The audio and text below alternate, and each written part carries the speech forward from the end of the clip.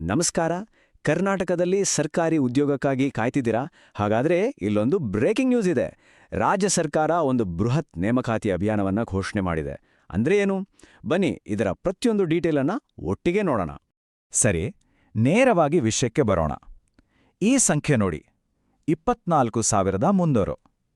ಇದೇನು ಸಣ್ಣ ಸಂಖ್ಯೆಯಲ್ಲ ಅಲ್ವಾ? ಇಷ್ಟು ಹುದ್ದೆಗಳನ್ನ ಮೊದಲ ಹಂತದಲ್ಲೇ ಭರ್ತಿ ಮಾಡಕ್ಕೆ ಸರ್ಕಾರ ಗ್ರೀನ್ ಸಿಗ್ನಲ್ ಕೊಟ್ಟಿದೆ. ಇದು ರಾಜ್ಯದ ಸಾವಿರಾರು ಉದ್ಯೋಗಾಕಾಂಕ್ಷಿಗಳ ಪಾಲಿಗೆ ಒಂದು ದೊಡ್ಡ ಅವಕಾಶ ಅಂತಾನೆ ಹೇಳ್ಬಹುದು. ಒಂದು ವಿಷಯ ನೆನ್ಪಲ್ಲಿರ್ಲಿ, ಇದು ಕೇವಲ ಒಂದು ಘೋಷಣೆಯಲ್ಲ. ಇದು ನೇಮಕಾತಿ ಪ್ರಕ್ರಿಯೆನ ಶುರು ಮಾಡೋಕೆ ಸರ್ಕಾರದಿಂದ ಬಂದಿರೋ ಅಧಿಕೃತ ಆದೇಶ.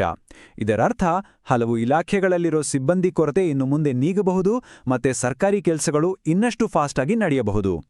ಹಾಗಾದ್ರೆ ಈ ದೊಡ್ಡ ನೇಮಕಾತಿಯ ಮೊದಲ ಹೆಜ್ಜೆ ಹೇಗಿರುತ್ತೆ? ಈ ಪ್ರಕ್ರಿಯೆ ಯಾವಾಗ ಶುರುವಾಗುತ್ತೆ? ಮತ್ತೆ ಇದರ ಜವಾಬ್ದಾರಿಯನ್ನ ಯಾರು ತಗೊಂಡಿದ್ದಾರೆ? ಬನ್ನಿ ತಿಳ್ಕೊಳ್ಳೋಣ. ಅಂದಹಾಗೆ ಈ ಪ್ರಕ್ರಿಯೆಗೆ ತುಂಬ ದಿನ ಕಾಯ್ಬೇಕಿಲ್ಲ. ಬರೋ 2ನೇ ವಾರದಲ್ಲೇ ಇದು ಶುರುವಾಗೋ ಸಾಧ್ಯತೆ ಇದೆ. ಇದರ ನೇತೃತ್ವವನ್ನ ರಾಜ್ಯದ 2 ಪ್ರಮುಖ ಸಂಸ್ಥೆಗಳು ವಹಿಸ್ಕೊಳ್ತಾ ಇವೆ. ಸರಿ, ಈಗ ಎಲ್ಲರ ತಲೆಯಲ್ಲೂ ಓಡೋ ಪ್ರಶ್ನೆ ಅಂದ್ರೆ, ಈ 24,300 ಹುದ್ದೆಗಳು ಯಾವ್ಯಾವ ಇಲಾಖೆಯಲ್ಲಿವೆ? ಅತಿ ಹೆಚ್ಚು ನೇಮಕಾತಿ ಎಲ್ಲಿ ಆಗುತ್ತೆ? ಬನ್ನಿ ಉತ್ತರ ನೋಡೋಣ. ಈ ನಂಬರ್ ಗಮನಿಸಿ, 6,847. ಅಬ್ಬಬ್ಬಾ, ಇದು ಅತಿ ಹೆಚ್ಚು ಹುದ್ದೆಗಳು ಭರ್ತಿಯಾಗ್ಲಿರೋ ಒಂದೇ ಒಂದು ಇಲಾಖೆಯ ಸಂಖ್ಯೆ. ಹೌದು, ಈ ಬರೋಬ್ಬರಿ 6,847 ಹುದ್ದೆಗಳು ನಮ್ಮ ರಾಜ್ಯ ಸಾರಿಗೆ ಇಲಾಖೆಗೆ ಸೇರಿದ್ದು. ಅಂದ್ರೆ ನಮ್ಮ ಬಸ್ ವ್ಯವಸ್ಥೆ ಇನ್ನಷ್ಟು ಚೆನ್ನಾಗಾಗಬಹುದು ಅಂತ ನಿರೀಕ್ಷಿಸಬಹುದು. ಇಡೀ ನೇಮಕಾತಿ ಅಭಿಯಾನದಲ್ಲಿ ಸಾರಿಗೆ ಇಲಾಖೆಗೆ ಇಷ್ಟು ದೊಡ್ಡ ಪಾಲು ಸಿಕ್ಕಿರೋದು ನಿಜಕ್ಕೂ ಗಮನಿಸಬೇಕಾದ ವಿಷಯ. ಸಾರಿಗೆ ಇಲಾಖೆ ಒಂದೇ ಅಲ್ಲ, ಉಳಿದ ಸಾವಿರಾರು ಹುದ್ದೆಗಳು ಆರೋಗ್ಯ, ಶಿಕ್ಷಣ, ಕಂದಾಯ ಮತ್ತೆ ಲೋಕೋಪಯೋಗಿ ಸೇರಿದಂತೆ ಸರ್ಕಾರದ ಬಹುತೇಕ ಎಲ್ಲಾ ಪ್ರಮುಖ ಇಲಾಖೆಗಳಲ್ಲಿ ಹಂಚೋಗಿವೆ.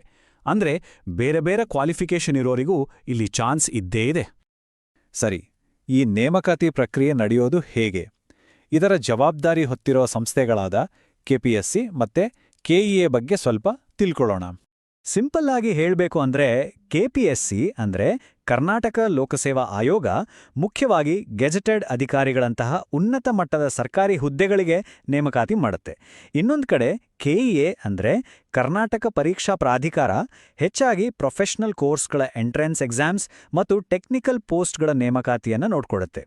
ಈ ಬೃಹತ್ ನೇಮಕಾತಿಯಲ್ಲಿ ಈ ಎರಡೂ ಸಂಸ್ಥೆಗಳು ಒಟ್ಟಾಗಿ ಕೆಲಸ ಮಾಡಲಿವೆ. ಈ ಪ್ರೊಸೆಸ್ ಹೇಗೆ ವರ್ಕ್ ಆಗುತ್ತೆ ಅಂದ್ರೆ, ಸ್ಟೆಪ್ ಬೈ ಸ್ಟೆಪ್ ನೋಡೋಣ. ಫಸ್ಟ್, ಸರ್ಕಾರ ಹುದ್ದೆಗಳಿಗೆ ಫೈನಲ್ ಅಪ್ರೂವಲ್ ಕೊಡುತ್ತೆ. ನಂತರ ಪ್ರತಿ ಇಲಾಖೆ ಕೆಪಿಎಸ್ಸಿ ಅಥವಾ ಕೆಇಎಗೆ ಪ್ರಪೋಸಲ್ ಕಳಿಸುತ್ತೆ. ಆಮೇಲೆ ಅಧಿಕೃತ ನೋಟಿಫಿಕೇಶನ್ ಹೊರಬರುತ್ತೆ.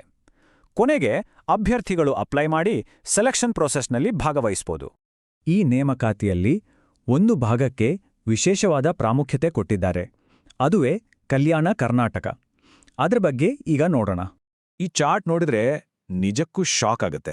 ಕಲ್ಯಾಣ ಕರ್ನಾಟಕ ಭಾಗದಲ್ಲಿ ಒಟ್ಟು ಇರೋ ಹುದ್ದೆಗಳಲ್ಲಿ ಎಷ್ಟೋ ಗೊತ್ತಾ? ಬರೋಬ್ಬರಿ 80% ಪೋಸ್ಟ್ಗಳು ಖಾಲಿ ಇವೆ. ಅಂದ್ರೆ ಸುಮಾರು 25,700 ಹುದ್ದೆಗಳು. ಇದು ಆಡಳಿತದ ಮೇಲೆ ದೊಡ್ಡ ಪರಿಣಾಮ ಬೀರುತ್ತಲ್ವಾ? ಈ ಸಮಸ್ಯೆಯನ್ನ ಸರಿಪಡಿಸೋಕೆ ಸರ್ಕಾರ ಈಗ 8,800 ಹುದ್ದೆಗಳನ್ನ ಭರ್ತಿ ಮಾಡೋಕೆ ವಿಶೇಷ ಗಮನ ಹರಿಸಿದೆ. ಹೌದು, ಸದ್ಯಕ್ಕೆ ಈ 8,800 ಹುದ್ದೆಗಳನ್ನು ತುಂಬೋಕೆ ಒಂದು ಸ್ಪೆಷಲ್ ಡ್ರೈವ್ ಶುರುವಾಗಿದೆ. ಇದು ಕೇವಲ ಖಾಲಿ ಹುದ್ದೆಗಳನ್ನು ತುಂಬೋದು ಮಾತ್ರ ಅಲ್ಲ, ಬದಲಿಗೆ ಈ ಭಾಗದ ಅಭಿವೃದ್ಧಿಗೆ ವೇಗ ಕೊಟ್ಟು ಅಲ್ಲಿನ ಯುವಕರಿಗೆ ಸ್ಥಳೀಯವಾಗಿಯೇ ಉದ್ಯೋಗಾವಕಾಶಗಳನ್ನು ಸೃಷ್ಟಿಸುವ ಒಂದು ದೊಡ್ಡ ಪ್ರಯತ್ನ.